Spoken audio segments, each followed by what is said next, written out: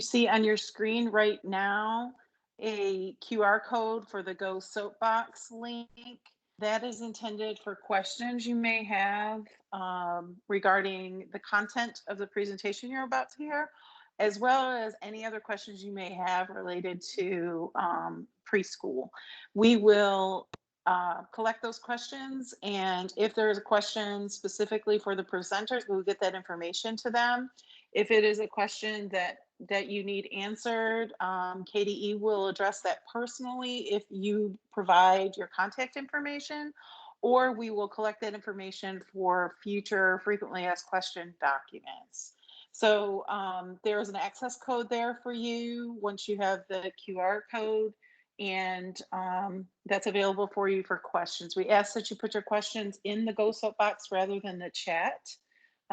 So we'll have those questions recorded and available in the future. So I hope everyone is healthy and their families are healthy and happy. We're glad that you're joining us today. This is our 4th webcast in our series designed to support preschool and TI.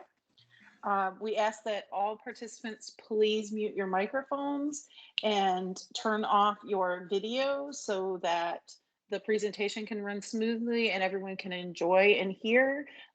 Video does take up bandwidth and it makes it difficult for folks to join us. So please mute your microphones and video, and we will get started. Our presenters today are going to provide you with information that can be used for your families moving forward.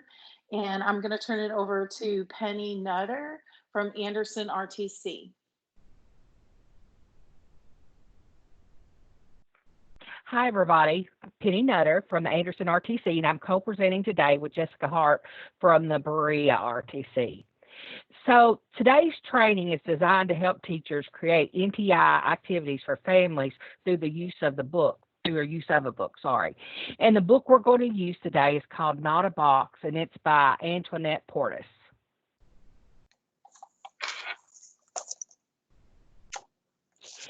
We found this quote and we thought it was appropriate for the book that we're sharing and what we're going to talk about today. So this quote says, "Inside a big cardboard box, a child is transported to a world of his or her own, one where anything is possible. Let the children play." And this quote also reminded me of a childhood memory I had. My aunt and uncle had moved back to Kentucky from Indianapolis, and they had moving boxes, and they gave those to my cousins and I. And so we made our houses out of cardboard boxes, and we made banks and stores, and we really had that deep imaginative play, and we played over several days. We wake up in the morning and run outside to play in those cardboard boxes, and I don't know if children get that same experience now, to really get deep into a play that they play over several days and that they get to use their creativity and imagination. So hopefully what we'll share with you today will give that gift to you.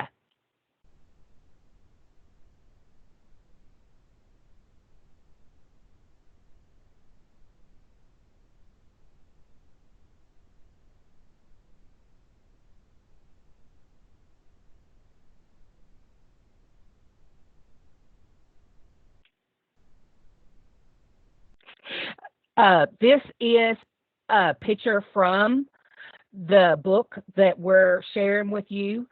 As you can see, it has very simple drawings in it, and you can see that the bunny is sitting in a box, and it'll say, "Why are you sitting in a box?" And the bunny says it's not a box, and it shows the creativity that the bunny uses. And so that's how the whole book goes. It's very simple, but very creative. This is a link to a read through of the book. It's just kind of a straight through read of the book, and you can see that link is to a YouTube. So if a parent doesn't have the book or doesn't want to buy the book or can't get her hands on a copy or his hands, they can go to this link and it has the book read to them. This is just another reading of the book, and this one's by Mr. Sean. Same thing, just reads through the story. This one actually has animation, so character moves. So that's another option for families to use. And this is the Spanish version of the book. So the words are in Spanish in the book, and all the characters read in Spanish.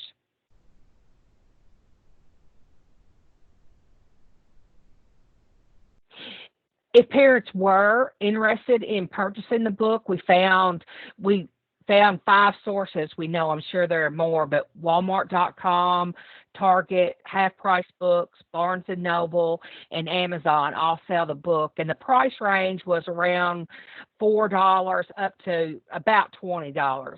And actually the thick little board books were the cheapest option. So what Jessica and I decided to do is to look through the early childhood domains and take activities that cover all those domains that could be extension of this book or using imagination and creativity.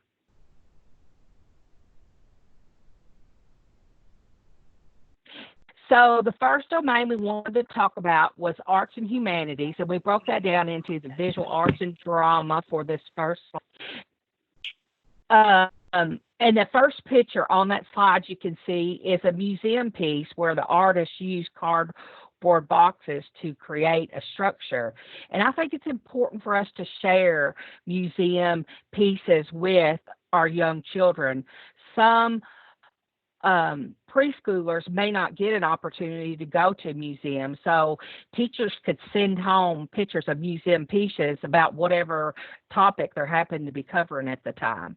The next picture is just of a little girl, and she's creating her own masterpiece up there. And the picture beside that is where a family is taking cardboard boxes and they've made cars out of those. I think they're getting ready to have like a drive-in theater maybe in their backyard. A picture at the bottom is of a puppet theater, and you can see a little one has decorated that up nicely. And then that last one is a diorama. I don't know if people use those anymore, but when I was in school, we sure did. And so the family and the child can recreate a scene from their favorite book or TV program.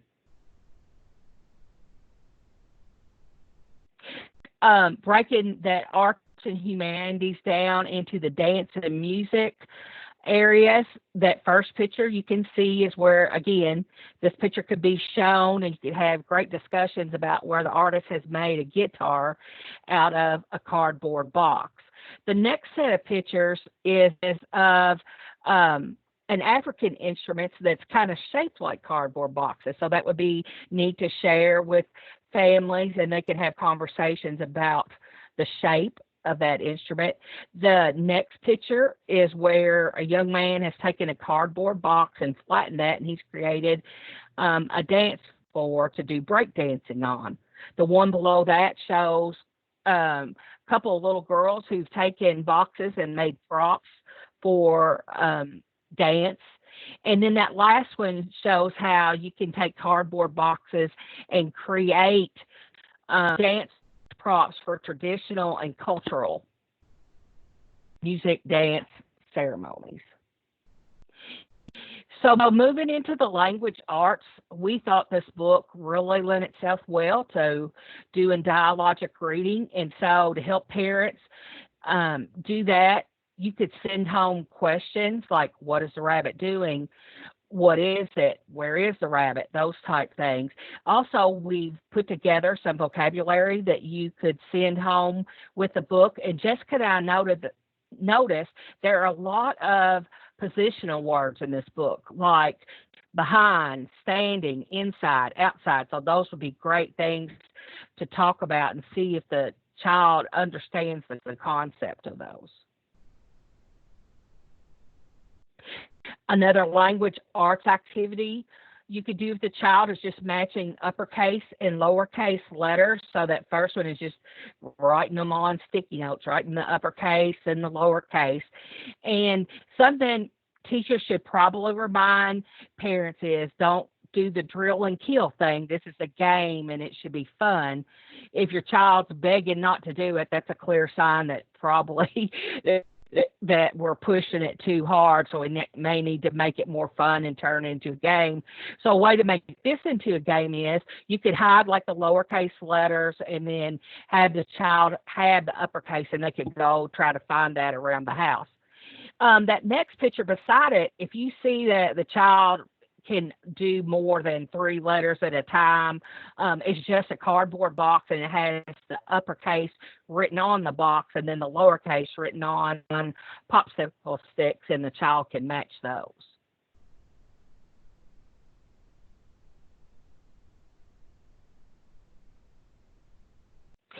And then before I turn it over to Jessica, I wanted to give some literacy resources for the Not a Box. The first 2 are actually from the author's website. The first one just tells you more about the author. The second one is her list of other books that she has written. That third resource, Common Sense Media, is a review of the book, but it also has an area of things that families can talk about with their child while they read this book. And then that last one is just a list of 10 other books about playing with cardboard boxes, if a parent wanted to extend that further.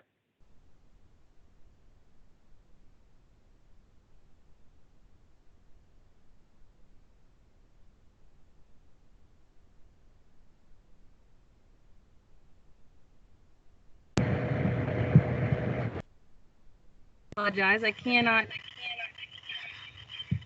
get my volume turned on. The next thing here we have is the language and literacy, looking at providing the families with their own way to make a box book. So potentially having them look at a picture or take a box and then take a picture of the child doing something with the box, and then moving on and saying, this is what I think it is, taking another picture, and then essentially creating their own version of this particular book. And what would be neat about this is it would not only be a work sample for teachers, but it would also be a keepsake for the families, so they can remember one way to remember this time. Then moving on to math and science. For math, creating something simple as a counting box. So making pictures and putting numbers by those pictures, and then finding something small that they could stick down in there, and they would again just put that number of those objects in the box. The mystery box, there's several different ways to do the mystery box. So we can do something like putting multiple objects in the box, having the child stick their hand in there, feel around, pick something and decide what they think it feels like, what it might be. The other way to do that is just to put one item in a single box, maybe shake the box a little bit. The parents can give them hints about what, and then see if they can figure that out from there. In order to do that, one of the ways my child actually, her teacher does this, and they sing a song, and those are the words you see there, and it's just to the tune of row, row, row your boat. And then for science, of course, anything to do with measuring. We know in the block area, we put lots of measuring tools and things like that, and so it's very similar. We can do that with boxes, so they could build, they could just measure the different sizes of boxes, using all sorts of measuring tools that they have in their homes. Then as we continue on with the health and mental wellness standard, right now we can't go out to all the places that we want to go. We can't go to our favorite restaurant. We can't just walk around the store doing whatever we want to do. So one fun way to kind of make that come back home is to take the box and create that favorite place, create that store, create that restaurant, that place in their town that they really enjoy. And then they can use that and kind of pretend like they're actually going there. And then for social studies, we found these diversity boxes. So this reminded me much of like when you go to the playground and you see the little animals and they've got the 3 parts and you spin them and you have to match the animal bodies with their top, middle, and bottom. So very similar to that, you could create that with people. And you see here, it looks like they're fairly like life-size boxes. And that may not be completely possible, especially with printing, but we're going to show you here in just a few minutes that it doesn't have to be large boxes that they work with for any of these activities. For some of them, like creating the town, of course, it would need to be a little bit larger box, but for many of these activities, it does not have to be those large packing boxes that we think of. And then we'll move on to the physical development. For physical development, the first thing you see there is the hammer and nails. So that would be, of course, a fine motor thing. And one thing that would be nice with this is taking it a little further. So, kids love to just hammer and put things wherever. And so that's a great skill. It's going to develop those fine motor skills. But you can take it a little step further. So having them, much like you would do when you're creating a jack-o'-lantern out of a pumpkin, you have your outline, and if you've ever done that, sometimes they give you the little peg and you poke all the little holes before you cut it. So having them draw a picture on the box and then poking those different holes in there, and then putting maybe a light behind it inside the box and seeing if that shines something on the wall. That would be a fun way to just kind of extend that. And then, of course, kids love paint and glue and stickers and anything you can find around the house. So just decorating the cardboard box in any way they see fit, making it a keepsake box, making it, a time capsule box. I've seen a lot of folks working on those as well. And then we move on to the large gross motor development. And so creating an obstacle course. There's so many different things you can do with boxes, especially boxes of all different sizes. You see there that they're crawling through them. You can, walk on them like stepping stones, jumping over them, jumping up and down on them. Of course, we'd want to make sure if we're going to walk on them and things that we might stuff them with something so they don't just collapse. So like I mentioned, it doesn't have to be those large boxes that we think of like with refrigerator boxes. It could be other kinds of boxes. So potentially we could have, juice boxes you see there. If kids are still going to the school to pick up their lunches, using those little milk cartons. Of course, toilet paper tubes and paper towel tubes are really great. And one thing that would be really good to have the parents do with their kids, it would really work on those problem solving skills, is to say, okay, so we're going to do this activity, and this is, what kind of box do you think would be best for them? Do we need a big box? Do we need a little box? What kind of boxes do we have around our house? Where could we go find those?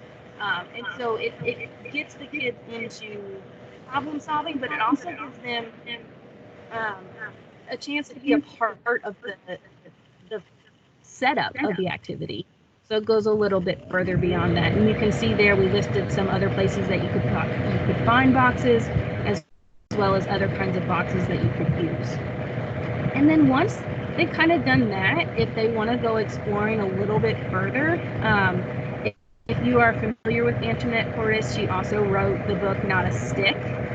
So having them try activities outside of the box. So using other things that they have around the house, not a bag, not yarn, creating their own book, or you as a teacher taking that concept of the not a box and saying, okay, we're going to do this with rocks, and coming up with some ideas that you have with rocks and encouraging your families and children to experiment with those kinds of things. And when we do all of this, any of the activities that we're encouraging, a lot of the activities that you saw with this, of course, use that imagination. So it's going to be up to the kid to kind of decide how they want to do it. And so it's really important that we talk to our families about process over product. We know that looking at especially these two, that bottom picture is clearly done with a lot of adult assistance. And it may even be done just by an adult. Whereas the top one you can see there, it was clearly done by the kids a little bit more, a little bit of adult help, maybe cutting out the circles or something, but it was the kids that came up with the vision, and it was the kids that really created that. And we need to help our parents understand that they learn so much more and are so much more involved when they're the ones getting to do that versus us taking the time and being like, no, it needs to look like this. And so making sure that we take the time to explain that to our parents. And then, of course, we want to make sure that something that we can monitor the progress on. These NTI days are not just sending out activities and saying good luck. We also are wanting to get information back from our families about how our kids are doing. We want them to progress. And so we really need to be cognizant of that as we create this. And so the first thing that would be suggested is, of course, whatever activity you're going to choose to do, figure out what the standard is that you're going to address in that. Make sure that you know exactly what it is that you want the parent to be looking for, that you're going to be looking for. Much like the obstacle course that we saw in the physical development slide, that can be a gross motor skill, or that can be following directions. So we want to make sure that we know what the actual standard is that we're looking for in our kids. And then we have to decide how are we actually going to monitor that process? How are we going to get that information? So families can provide documentation. If the child is drawing or making something, they can send you pictures of that. They can take photographs of the kids doing the activity as they go. And one thing that would be beneficial is to take a minute to help the parents understand, providing that note or that dictation. So you kind of get some more information on that as well. Much like you do in the classroom, they draw a picture, then you take time to ask them what it is and tell me more about that, and you write down that information, encouraging the families to do the same. So you're not getting just a plain old picture, you're also getting information on what the kid believes it is, or the kid did with that. Also, as if the family can provide audio or video recordings, especially if we're trying to look at how a child does something, or when it comes to communication, it would be great to be able to have that video or audio of the child so we can really see what's going on. When we're asking families to provide that documentation, much like we said when we started the monitoring part, is of course we need to know what is it that we're trying to assess. So potentially providing our parents with some kind of rating scale or a rubric so they understand what it is you're looking at and what different kinds of levels they may see in their child. So when they provide you with that information, they're providing you with information that makes sense. And of course, if all possible, if you can do a virtual of the child, that is great. You can get your own anecdotal notes. You can use checklists or tallies. Getting that information from them, of course, would be phenomenal. When we look at that, of course, making sure that we are aligning our ongoing assessment with that. So here we have provided you with the links for 3 of the 5. We were able to find links for work sampling in the Carolina. We didn't find the links online, but there are these can be found in the Kentucky Early Childhood Continuous Success. If you have any other questions, please feel free to contact us. And we'd be happy to help you and walk you through that. All right, thank you, Jessica and Penny, for that valuable information. I want to remind everyone that this session has been recorded and it will be available on the KDE website. In the meantime, if you have any questions or need any support, Please reach out to your regional training centers. They have, as you can see, they have a wealth of information to share.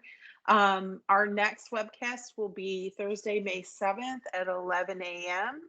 And I just want to thank everyone who was able to join us today. Thank you.